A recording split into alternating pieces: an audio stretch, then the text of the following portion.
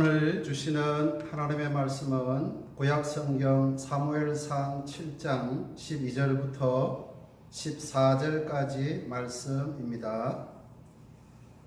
사무엘이 돌을 취하여 미스바와 센 사이에 세워 이르되 여호와께서 여기까지 우리를 도우셨다 하고 그 이름을 에벤에셀이라 하니라.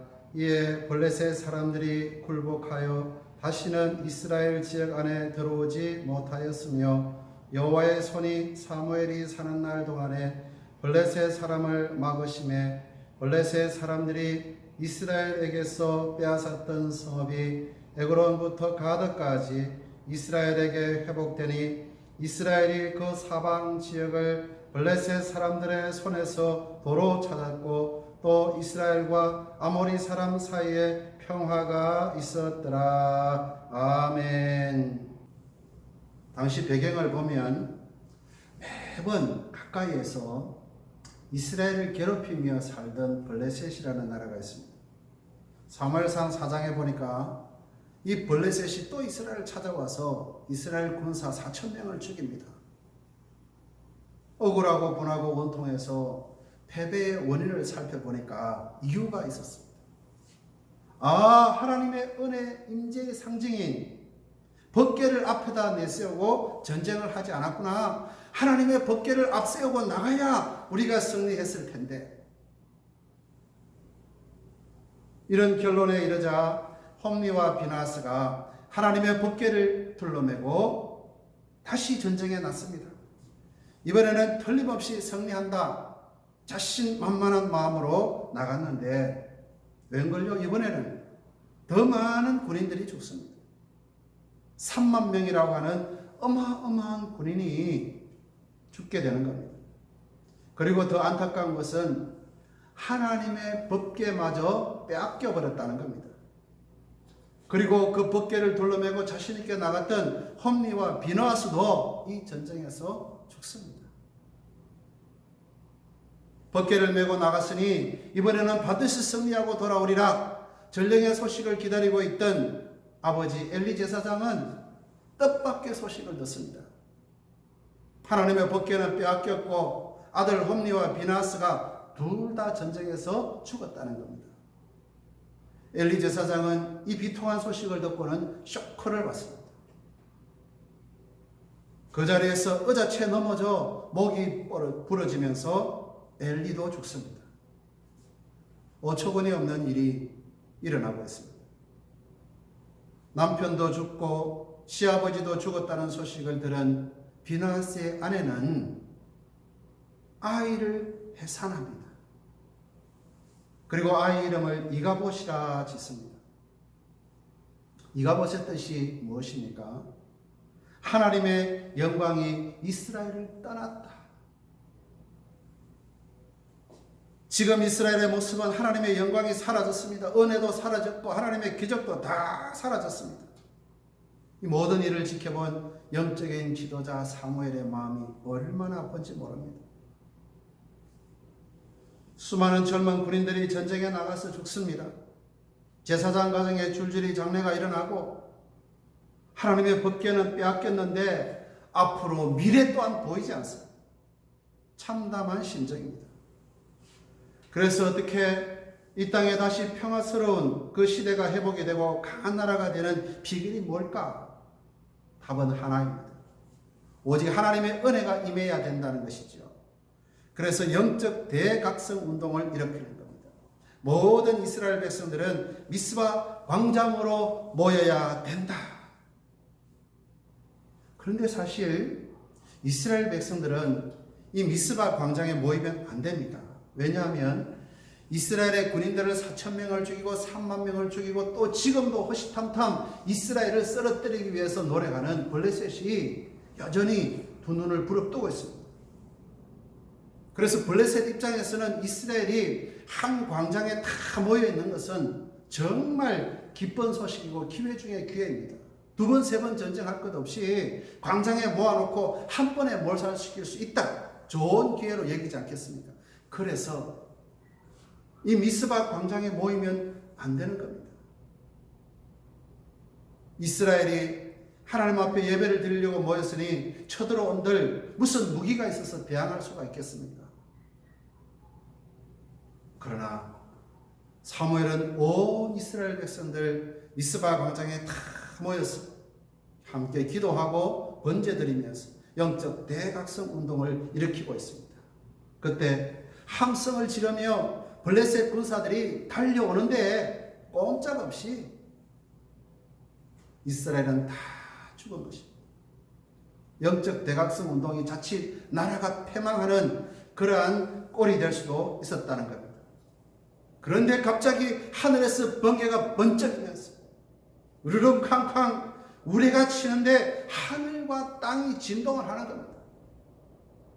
이에 블레셋은 정신을 잃고 우왕좌왕 어쩔 줄 모르는 겁니다. 걸어마 나살려라 칼도 버리고 창도 버리고 미스바 광장 넘어 다 도망칩니다. 이스라엘은 그들의 버린 칼을 들고 추격하여서 그들을 모두 다 쳐버립니다. 끝까지 따라가서 완전히 추격하여 다 멸합니다. 완전한 승리를 한 것이죠. 자신들의 힘으로는 도저히 물리칠 수 없는 난공불락의 성과 같은 블레셋을 하루아침에 썰어버린 겁니다.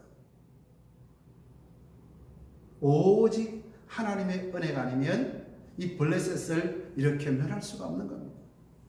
하나님이 우리를 도우셨다. 그래서 사무엘은 기념비 돌을 세워서 에벤 에셀이라, 하나님이 여기까지 우리를 도우셨다 고백을 하는 겁니다. 하나님은 진실한 예배자를 기뻐하십니다. 진실한 기도를 들으시고 역사합니다. 오늘도 이 예배를 드릴 때 우리가 진실히 예배를 드리고 기도할 때 하나님의 역사가 이 땅 가운데도 에벤에셀의 은혜로 임하게 될 줄로 믿습니다. 영적으로 둔감한 엘리 제사장 시대는 하나님의 영광이 보이지 않았다고 그랬습니다. 그런데 똑같은 사람, 똑같은 땅에서 사무엘 선지자가 영적으로 깨어 하나님 앞에 진심으로 예배를 드리고 기도할 때 하나님 그 예배를 다 받으시고 역사를 이루어 주셨습니다. 8절 말씀을 보세요. 블레셋이 쳐들어와서 백성들은 어찌할 바 모르고 두려워할 때 사무엘은 쉬지 말고 기도하라. 하나님을 바라보라. 쉬지 말고 기도하라. 주여 블레셋의 손에서 구원하여 주십시오. 이 백성들은 엘리 제사장 시대, 사무엘 시대 동일한 사람들입니다. 그런데 진실하게 기도하는 이 백성들의 기도를 하나님이 들으시고 역사하셨습니다. 진실한 기도는 거대한 폭포와 같습니다. 거대한 폭포에서 물이 쏟아지면 폭포 아래에 있는 어떤 지푸라기, 어떤 나뭇가지, 먼지 다 쓸려 내려가는 겁니다. 우리가 진심으로 기도하면 우리를 둘러싼 모든 지푸라기, 장애, 막대기, 나뭇가지 다 씻겨 내려가는 겁니다. 그래서 주님은 구하는 자에게 주신다. 아무것도 염려하지 말고 믿고 구하라 하셨습니다. 예수님은 십자가에서 우리의 구원을 완성해 주셨고 우리의 기도를 완성해 주셨습니다. 내 이름으로 무엇이든지 구하면 주님은 주신다고 하셨습니다. 내가 다 이루었다. 십자가에서 승리하신 주님을 믿고 기도하면 우리를 넘어지게 하고 괴롭히는 블레셋이 떠나간다는 겁니다. 우리가 기도하면 이 땅의 흑암의 권세가 떠나가고 코로나19 같이 우리 힘으로 어찌할 수 없는 그러한 바이러스도 떠나가게 될 줄로 믿습니다. 우리가 기도하면 은혜 우레소리를 발하여서 흑암의 모든 재앙이 떠나가게 된다는 겁니다. 원수 앞에서 상을 차려주시고 기름을 부으시는 하나님의 은혜를 경험할 수가 있다는 겁니다. 진실히 기도하고 진실히 예배를 드릴 때에 사무엘은 예배를 받으시고 기도에 응답하심으로 블레셋을 완전히 물리쳐 주신 하나님의 은혜가 너무나 감사했습니다. 그 감격과 그 기쁨 평생 잊지 말아야 되겠다 생각하고 돌을 취하여 미스바와 센 사이에 세워 기념비를 세웁니다. 그 이름을 에벤 에셀이라 부릅니다. 하나님께서 여기까지 우리를 도우셨다. 하나님을 의지하지 않고 블레셋과 싸울 때 그들은 처절한 실패를 경험했습니다. 그러나 하나님께서는 그 실패 자리, 패배의 자리를 새로운 승리의 자리, 기적의 자리로 바꾸어 주셨습니다. 오늘 예배드리시는 여러분들, 하나님을 의지하면서 진실한 마음으로 예배를 드리고 기도할 때에 승리의 자리, 기적의 자리를 경험할 수 있는 믿음의 종들이 다 되시기를 바랍니다. 여러분들의 가정이 바로 그 승리의 자리, 기도의 자리가 되시기를 축복합니다. 우리 대한민국의 흑암의 블레셋이 다 사라지고 승리의 땅이 될 수 있기를 바랍니다. 오늘 우리가 중요하게 알아야 할 것이 있습니다. 실패의 자리, 패배의 자리가 어떻게 하나님의 기적이 나타나는 축복의 에베네셀로 바뀌었을까? 그것은 진심으로 하나님께로 돌아와야 된다는 겁니다. 사무엘상 7장 3절에 보니까 사무엘이 너희가 전심으로 여호와께 돌아오려거든 이방 신들과 아스라스를 너희 중에서 제거하고 내 마음을 여호와께로 향하여 그만 섬기라. 그리하면 너희를 블레셋 사람의 손에서 건져내시리라. 진심으로 돌아와야 된다는 겁니다. 지금까지 이스라엘 백성들은 하나님을 섬기는 것처럼 보였지만 실상은 가나안 지역의 바알과 아스타롯과 같은 이방신을 섬겼습니다. 그래서 잘못을 깨우치시기 위해서 하나님은 블레셋을 하나님의 막대기로 사용하셨다는 겁니다.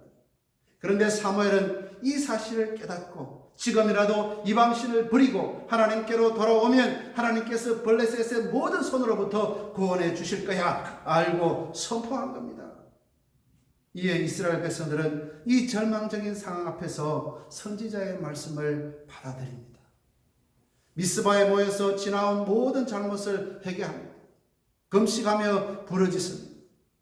우리가 여호와께 범죄하였나이다. 지금까지 하나님을 섬긴다고 하면서 우상을 섬긴 우리의 모든 허물과 죄를 다 쏟아놓습니다.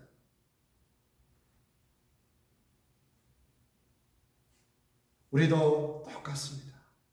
에베네셀의 은혜를 경험하기 위해서는 하나님 앞에 진심으로 돌아와야 합니다. 시편 73편 28절에 하나님께 가까이 함이 내게 복이라. 내가 주 여호와를 나의 피난처로 삼아 주의 모든 행적을 전파하리이다. 주님을 가까이 함이 복이라고 했습니다. 우리의 삶이 형통하고 잘 되기 위해서는, 우리의 삶이 승리의 삶이 되기 위해서는 주님을 멀찌감치 따라가서는 안 된다는 겁니다. 여기 멀찌감치라는 것은 거리적 개념이 아닙니다. 예를 들어 이런 말이 있습니다. 내 가장 가까운 친구가 저 영국에 살고 있다. 거리적으로는 이 영국이 가까운 곳이 아닙니다. 그런데 내 가장 가까운 친구가 영국에서 산다 말할 때에 이것은 어디에서 가깝다는 겁니다. 마음에서 가깝다는 겁니다. 우리가 본당에 모여 기도하면 하나님과 가깝고 흩어져서 기도하면 하나님과 뭡니까? 아니라는 겁니다. 언제나 주님은 나와 함께 하십니다. 우리 자신이 곧 성전입니다. 우리가 마음으로 주님 앞에 가까이 나아가야 된다는 겁니다. 모여서 본당에서 예배드리지 않아도 하나님께서 찾으시는 예배자가 누구일까? 영과 진리로 예배하는 자라 그랬습니다. 성령의 인도와 다스림 가운데 진리 되시는 예수님과 더불어 예배하는 자를 주님이 찾으신다. 몸은 예배 자리에 있지만 마음이 딴 데 있는 그 사람, 참 예배의 모습이 아닙니다. 에베네셀의 은혜를 누리는 비결은 진심으로 주님 가까이 와야 된다는 겁니다. 하나님은 이 시간 의인을 찾으시는 것이 아니라 상한 심령을 찾고 계십니다. 누가복음 18장 말씀 잘합니다. 성전에 기도하러 올라가는 두 사람이 있습니다. 한 사람은 바리새인이고 한 사람은 세리입니다. 바리새인은 자랑스럽게 자신의 의를 드러내며 기도합니다. 그리고 세리를 정죄합니다. 그러나 세리는 감히 눈을 들어 하늘을 쳐다보지도 못하고 가슴을 치며 이르되 하나님이여 불쌍히 여겨 주소서. 나는 죄인으로소이다. 결국 주님 앞에 누가 어렵다고 인정을 받았습니다. 천대받고 멸시받던 죄인입니다. 겸손하게 자신을 낮추며 가슴을 치는 자, 자신의 죄인됨을 불쌍히 여겨달라고 강구하는 자에게 하나님은 오늘도 은혜를 베풀어 주십니다. 하나님은 상한 심령의 제사를 기뻐하신다는 거죠. 하나님 나를 불쌍히 여기소서. 이 고백을 올려드릴 때에 주님은 기뻐 받으십니다. 그리고 잘못된 길에서 돌이켜 하나님께로 나갈 때 하나님은 우리를 반겨 맞으시고 에베네셀의 은혜로 채워주십니다. 말씀을 들을 때도 내게 주시는 말씀으로 경청하시기를 바랍니다. 머리로 듣는 말씀은 나를 변화시키지 못합니다. 생명의 말씀이 나의 레마의 말씀으로 들리시기를 축복합니다. 말씀이 내 심령에 부딪힐 때 아멘으로 하나님께 영광 올려드리시기를 바랍니다. 우리는 말씀을 듣다가 낙심한 영혼이 쉼을 얻습니다. 말씀을 통해서 치유와 회복의 은혜를 경험하게 되는 겁니다. 우리가 예배를 세상의 어떤 것보다 소중히 여기고 흩어져 예배를 드리지만 우리가 마음을 다하고 온면무새를 단정히 하고 온전한 예배자로 주님 앞에 내 자신을 드리면 하나님께서 생각하지 못했던 은혜로 채워주십니다. 흩어져 광장에서 드린다고 아무렇게나 예배를 드리지 않았습니다. 그 흩어진 자리에서 마음을 다하여 드릴 때 하나님께서 그 기도를 들으시고 그 예배를 받으시고 역사를 일으키셔서 블레셋을 카메라하셨습니다. 사무엘의 에베네셀의 고백에는 여기까지 도우신 하나님의 손길에 대한 감사가 담겨 있습니다. 이것은 또한 앞으로 모든 삶 가운데 함께 하시고 도와주실 것을 믿는 확신의 고백이기도 합니다. 그러므로 우리도 중요한 일을 경험했을 때 하나님 앞에 감사의 돌, 감사의 단을 쌓는 것이 중요합니다. 하나님은 그 감사의 고백을 받으시기를 원하고 감사의 예배를 받고 싶어 하십니다. 그런데 우리의 삶을 보면 감사가 메말라 있을 때가 있습니다. 은혜를 받아도 받은 은혜는 감사하지 않고 더 큰 것 주지 않는다고 불평할 때가 있습니다. 그러면 하나님의 마음이 어떨까요? 작은 것에도 감사하는 자에게 하나님은 더 큰 것을 주십니다. 오늘 본문의 사무엘과 백성들이 에베네셀 기념비를 세우면서 감사를 드릴 때에 어떤 일이 일어났습니까? 13절, 14절입니다. 여호와의 손이 막아주심으로 블레셋 사람이 굴복되어 다시는 이스라엘을 감히 침범하지 못한다고 그랬습니다. 그동안 블레셋에게 빼앗겼던 모든 땅들 성읍 다 찾아주셨습니다. 그 땅에 하나님의 평화가 찾아왔습니다. 우리가 감사하며 하나님 앞에 진실하게 기도하며 진실한 마음으로 예배를 드릴 때에 잃어버렸던 모든 것들을 찾게 하시고 회복의 은혜를 부어주실 줄로 믿습니다. 기도하겠습니다. 하나님, 지나온 모든 세월을 돌아볼 때에 어느 것 하나 주의 손길 안 미친 것이 없었습니다. 신실하신 하나님, 내가 너를 떠나지 않겠다, 너를 버리지 않겠다 약속하신 주님께서 이후로도 영원토록 우리를 지키시고 에베네셀의 은혜를 베풀어 주시는 그 손길을 거두지 마시고